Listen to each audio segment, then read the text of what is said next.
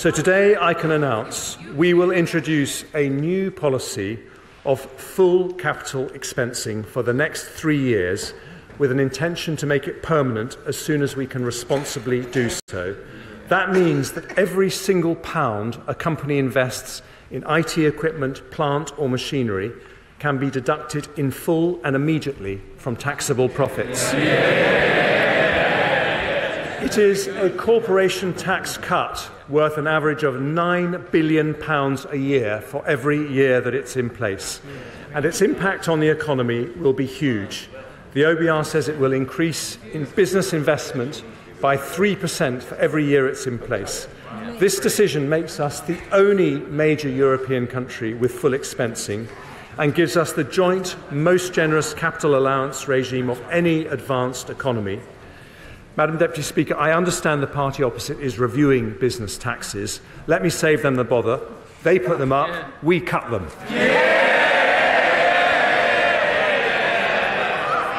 I also want to make our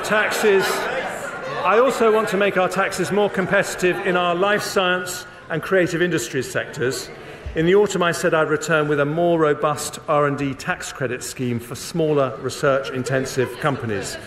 So today, I'm introducing an enhanced credit, which means that if a qualifying small or medium-sized business spends 40% or more of their total expenditure on R&D, they'll be able to claim a credit worth £27 for every £100 they spend.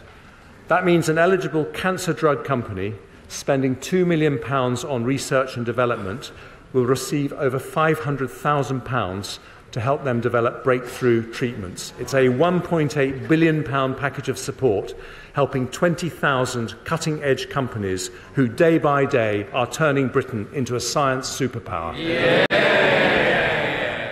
And this government's audiovisual tax reliefs have helped make our film and TV industry the biggest in Europe. Only last month, Pinewood announced an expansion which will bring another 8,000 jobs to the UK. To give even more momentum to this critical sector, I'll introduce an expenditure credit with a rate of 34% for film, high-end television and video games, and 39% for the animation and children's TV sectors. I'll maintain the qualifying threshold for high-end television at £1 million. And because our theatres, orchestras and museums do such a brilliant job at attracting tourists to London and the UK, I'll extend for another 2 years their current 45% and 50% reliefs. Madam Deputy Speaker, an enterprise economy needs low taxes, but it also needs cheap and reliable energy. We have already announced billions of support to help businesses reduce their energy bills through the Energy Bills Relief Scheme and the Energy Bills Discount Scheme. We've appointed Dame Alison Rose, Chief Executive of NatWest, to co-chair our National Energy Efficiency Task Force and help deliver our national ambition to reduce energy use by 15%. And to support her efforts, I'll extend the Climate Change Agreement Scheme for 2 years to allow eligible businesses £600 million of tax relief on energy efficiency measures. But the long-term solution is not subsidy, but security. That means investing in domestic sources of energy that fall outside Putin or any autocrat's control. We are world leaders in renewable energy, so today I want to develop another plank of our green economy, carbon capture, usage and storage. I'm allocating up to £20 billion of support for the early development of CCUS, starting with projects from our east coast to Merseyside to North Wales, paving the way for CCUS everywhere across the UK as we approach 2050. That will support up to 50,000 jobs, attract private sector investment, and help capture 20 to 30 million tonnes of CO2 per year by 2030. We have increased the proportion of electricity generated from renewables from under 10% when we came into office to nearly 40%. But because the wind doesn't always blow and the sun doesn't always shine, even under the Conservatives, Madam Deputy Speaker, we will need another critical source of cheap and reliable energy, and that is nuclear. Now, there have been no more powerful advocates for this than the Honourable Member for Innismon, Copeland, Hartlepool and Workington. They rightly say that increasing nuclear capacity is vital to meet our net zero obligations. So, to encourage private sector investment into our nuclear programme, I today confirm that, subject to consultation, nuclear power will be classed as environmentally sustainable in our green taxonomy.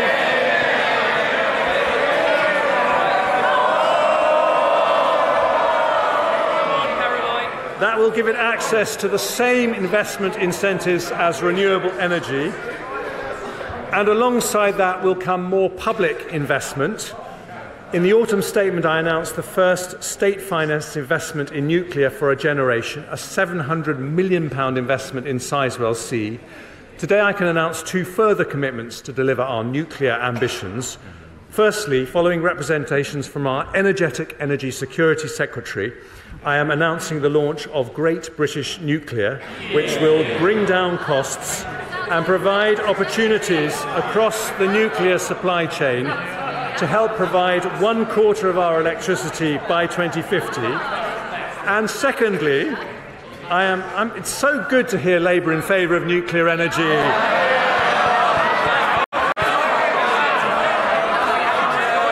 Just a shame they never did any. And secondly, I'm launching the first competition for small modular reactors. It will be completed by the end of this year, and if demonstrated as viable, we will co-fund this exciting new technology. Finally, under the E of enterprise, Madam Deputy Speaker, I come to our innovation economy, a central area of national competitive advantage for the United Kingdom. Over the weekend, I worked night and day with the Prime Minister and the Governor of Bank of England to protect the deposits of thousands of our most cutting-edge companies. We successfully secured the sale of the UK arm of Silicon Valley Bank to HSBC, so the future of those companies is now safe in the hands of Europe's biggest and one of its most creditworthy banks. But those events show that we need to build a larger, more diverse financing system where the benefits of investment in high-growth firms are available to more investors. So I will return in the autumn statement with a plan to deliver that. It will include measures to unlock productive investment from defined contribution pension funds and other sources, make the London Stock Exchange a more attractive place to list, and complete our response to the challenges created by the US Inflation Reduction Act. However, when it comes to our innovation industries, there are two areas I want to make progress on today.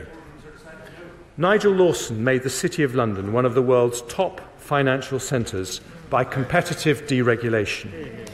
With our Brexit autonomy, we can do the same for our high-growth sectors.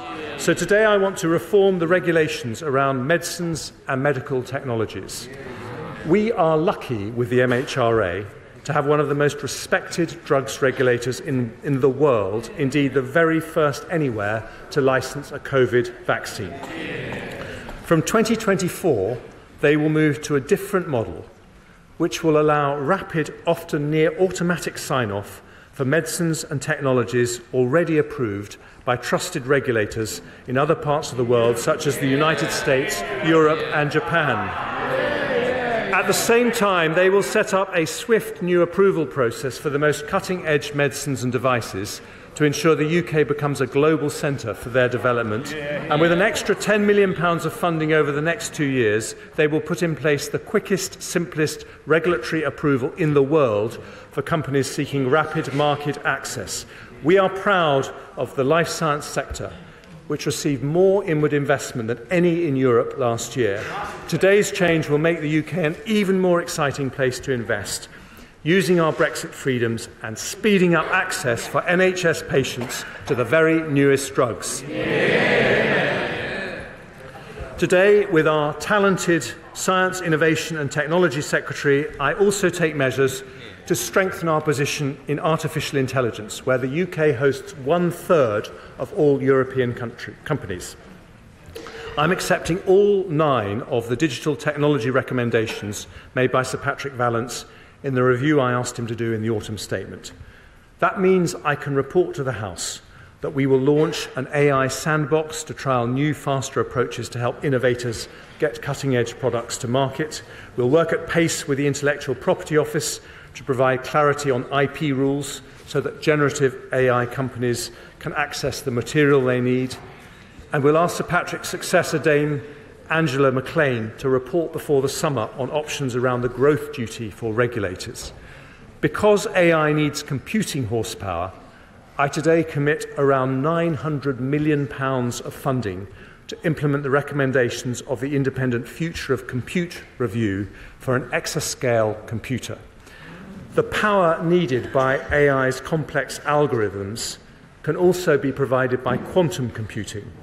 So today we'll publish a quantum strategy which will set out our vision to be a world-leading quantum-enabled economy by 2033 with a research and innovation programme totalling £2.5 billion. I also want to encourage the best AI research to happen in the UK, so we'll award a prize of £1 million every year for the next 10 years to the person or team that does the most groundbreaking British AI research. The world's first stored programme computer was built at the University of Manchester in 1948 and was known as the Manchester Baby. 75 years on, the baby has grown up, so I will call this new National AI Award the Manchester Prize in its honour. Madam Deputy Speaker, we want the UK to be the best place in Europe for companies to locate, invest and grow. So today's enterprise measures strengthen our technology and life science sectors, invest in energy security, and for 3 years, but I hope permanently, cut corporation tax by £9 billion a year to give us the best investment incentives of any advanced economy. An enterprise economy can only grow if it can hire the people it needs. Which brings me to my third pillar, after everywhere and enterprise. I said it was a growth budget, Madam Deputy Speaker, and we are talking about the E of employment. I'm going to talk about a difficult topic for the party opposite now, because Brexit was a decision by the British people to change our economic model. In that historic vote, our country decided to move from a model based on unlimited low-skill migration to one based on high wages and high skills. Today, we show how we will deliver that with a major set of reforms. The OBR say it is the biggest positive supply-side intervention they have ever recognised in their forecast. We have around 1 million vacancies in the economy.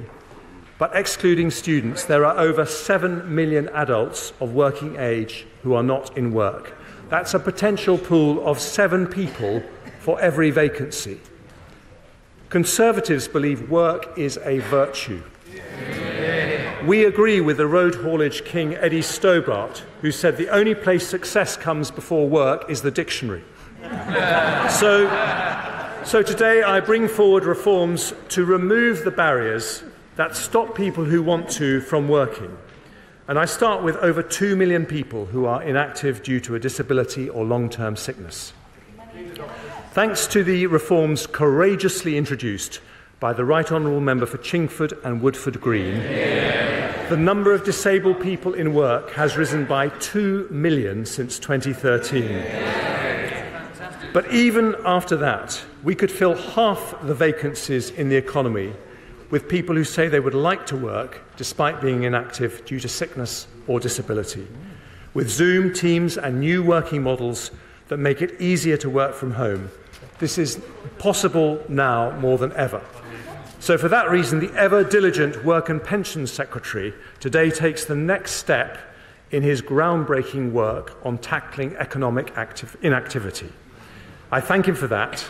And today we publish a white paper on disability benefits reform. It is the biggest change to our welfare system in a decade. His plans will abolish the work capability assessment in Great Britain and separate benefit entitlement from an individual's ability to work. As a result, disabled benefit claimants will always be able to seek work without fear of losing financial support. Today, I'm going further by announcing that in England and Wales, after listening to representations from the Centre for Social Justice and others, we will fund a new programme called Universal Support. This is a new voluntary employment scheme for disabled people where the government will spend up to £4,000 a person to help them find appropriate jobs and put in place the support they need. It will fund 50,000 places every single year. We also want to help those who are forced to leave work because of a health condition such as a back pain or a mental health issue. We should give them support before they end up leaving their job. So working with our Health Secretary, I'm announcing a £400 million plan to increase the availability of mental health and musculoskeletal resources and expand the individual placement and support scheme. And because occupational health provided by employers has a key role to play, I'll also bring forward 2 new consultations on how to improve its availability and double the funding for the small company subsidy pilot. There's another group that deserve particular attention, which is children in care. They too should be given all possible help to make a normal working life possible when they reach adulthood. Often they depend on foster families who do a brilliant job. So today I'm nearly doubling the qualifying care relief threshold to £18,140, which will give a tax cut to a qualifying carer worth an average of £450 a year. I'll also increase the funding we provide to the Staying Close programme by 50% to help more care leavers into employment, and I'll support young people with special educational needs and disabilities with a £3 million pilot expansion of the Department for Education's supported internship programme to help those people transition from education into the workplace. Madam Deputy Speaker, no civilised society can ignore the contribution that can be made by those with challenging family circumstances, a long-term illness or a disability. So today we remove the barriers we can with reforms that strengthen our society as well as strengthening our economy. The next set of employment reforms affects those on universal credit without a health condition who are looking for work or on low earnings. There are more than 2 million job seekers in this group, more than enough to fill every vacancy in the economy. Independence is always better than dependence, which is why a Conservative government believes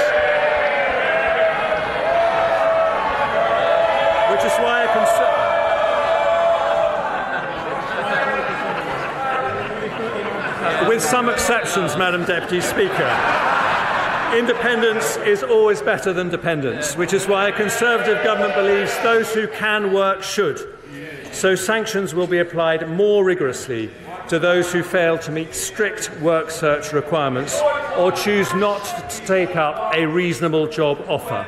And for those working low hours, we will increase the administrative earnings threshold from the equivalent of 15 hours to 18 hours at national living wage for an individual claimant, meaning that anyone working below this level will receive more work coach support alongside a more intensive conditionality regime. The next group of workers I want to support are those aged over 50.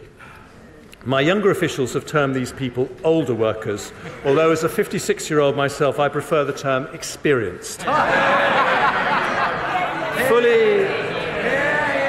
Fully 3.5 million people of pre-retirement age over 50 are not part of the labour force, an increase of 320,000 since before the pandemic.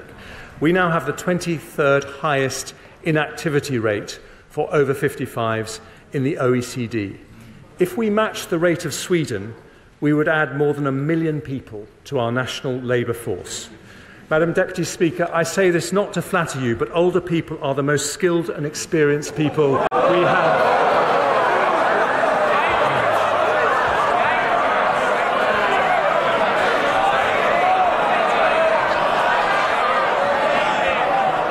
No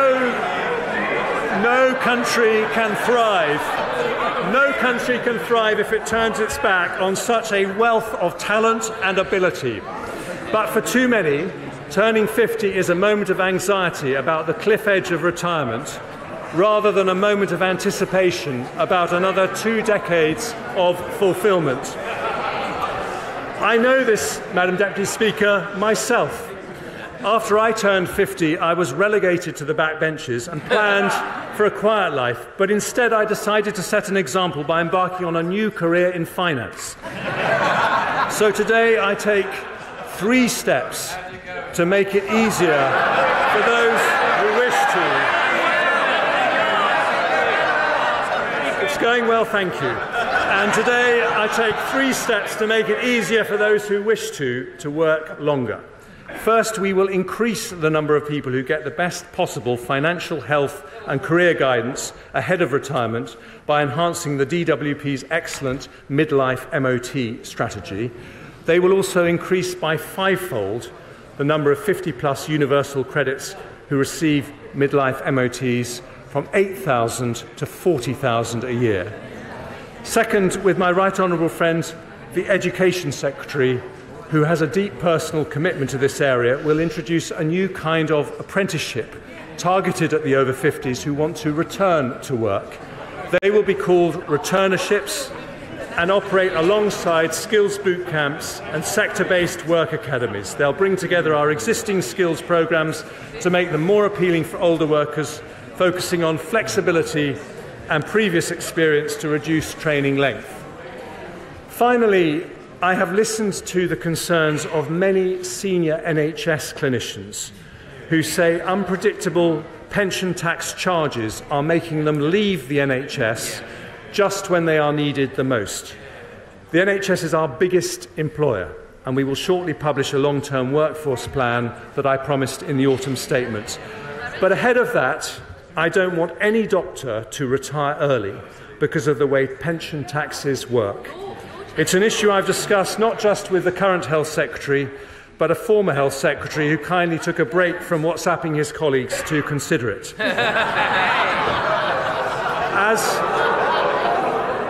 As Chancellor, I have realised the issue goes wider than doctors. No one should be pushed out of the workforce for tax reasons. So today I will increase the pension's annual tax-free allowance by 50%, from 40,000 to 60,000. Some have also asked me to increase the lifetime allowance from its £1 million limit. But I've decided not to do that. Instead, I will go further and abolish the lifetime allowance altogether. It is a pension tax reform that will stop over 80% of NHS doctors from receiving a tax charge, incentivise our most experienced and productive workers to stay in work for longer, and simplify our tax system, taking thousands of people out of the complexity. Order. Just because the Chancellor of the Exchequer is either unpopular or popular, we still have to keep the noise down because we still have to hear what he has to say. He has more to say. Chancellor of the Exchequer. Thank you, Madam Deputy Speaker. This is a comprehensive plan to remove the barriers to work facing those on benefits, those with health conditions and older workers. That is the E of the employment pillar of today's growth budget. Which brings me to the final pillar of our growth plan. After employment, enterprise and everywhere, I turn to the E of education. Over more than a decade, this Conservative government has driven improvement in our education system. We've risen by nearly 10 places in the international league tables for English and maths since 2015 alone. In the autumn statement, I built on this programme with an extra £2.3 billion annual investment to our schools. We're reviewing our approach to skills with Sir Michael Barber. We set out our plans to transform lifelong learning with a new lifelong loan entitlement. And my right honourable friend, the Prime Minister, announced plans to make maths compulsory till 18. But today I want to address an issue in our education system that is bad for children and damaging for the economy. It's an issue that starts even before a child enters the gates of a school, Today I want to reform our childcare system. We have one of the most expensive systems in the world. Almost half of non-working mothers say they would prefer to work if they could arrange suitable childcare. For many women, a career break becomes a career end. Our female participation rate is higher than average for OECD economies, but we trail top performers like Denmark and the Netherlands. If we match Dutch levels of participation, there would be more than 1 million additional women working. And we can do that. So today I announce a series of reforms that start that journey. I begin with the supply of childcare. We've seen a significant decline in childminders over recent years, down 9% in England in just 1 year. But childminders are a vital way to deliver affordable and flexible care, and we need more of them. So I've listened to representations from my honourable friend from Stroud and decided to address this by piloting incentive payments of £600 for childminders who sign up to the profession, rising to £1,200 for those who join through an agency. I've also heard many concerns about cost pressures facing the sector. We know this is making it hard to hire staff and raising prices for parents, with around 2/3 of childcare providers increasing fees last year alone. So we'll increase the funding paid to nurseries providing free childcare under the hours offer by £204 million from this September, rising to £288 million next year. That's an average of a 30% increase in the 2-year-old rate this year, just as the sector has requested. I will also offer providers more flexibility in how they operate, in line with other parts of the UK. So alongside that additional funding, we will change minimum staff-to-child ratios from 1:4 to 1:5 for 2-year-olds in England, as happens in Scotland, although the new ratios will remain optional, with no obligation on either childminders or parents to adopt them. I want to help the 700,000 parents on universal credit, who until the reforms I announced today had limited requirements to look for work. Many remain out of work because they cannot afford the upfront payment necessary to access subsidised childcare. So for any parents who are moving into work or want to increase their hours, we will pay the childcare costs up front. And we will increase the maximum they can claim to £951 for one child and £1,630 for 2 children, an increase of almost 50%. I turn now to parents of school-age children, who often face barriers to working because of the limited availability of wraparound care. 1/3 of primary schools do not offer childcare at both ends of the school day, even though for many people a job requires it to be available before and after school. To address this, we'll fund schools and local authorities to increase the supply of wraparound care, so all school-age parents can drop their children off between 8 a.m. and 6 p.m.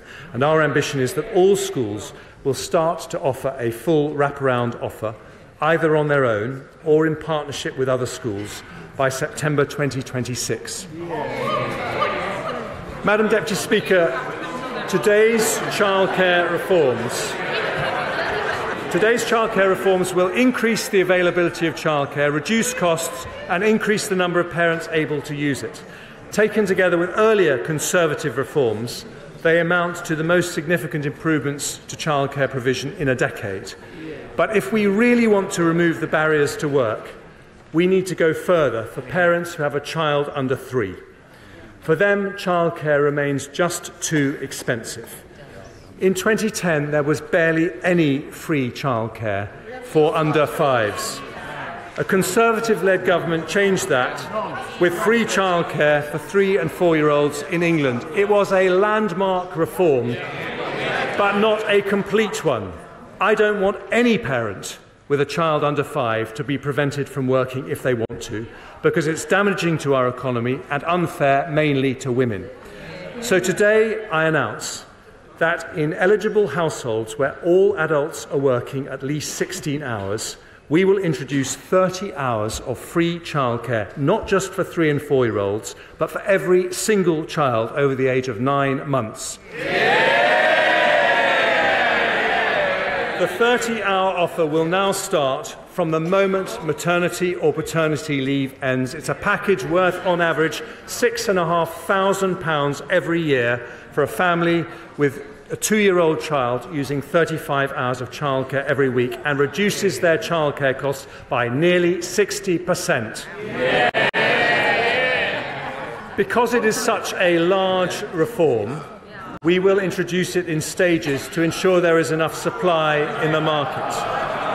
Working parents of 2-year-olds will be able to access 15 hours of free care from April 2024, helping around 500,000 parents.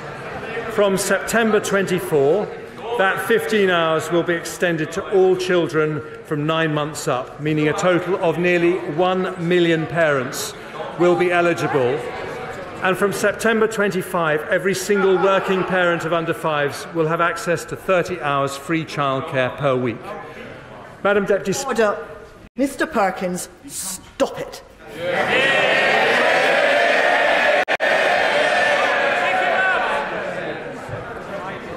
Madam Deputy Speaker, today we complete a landmark Conservative reform. We help the economy, transform the lives of thousands of women and build a childcare system comparable to the best. A major early years reform for our education system, the E of education, alongside the 3 other pillars of our growth plan: enterprise, employment and everywhere.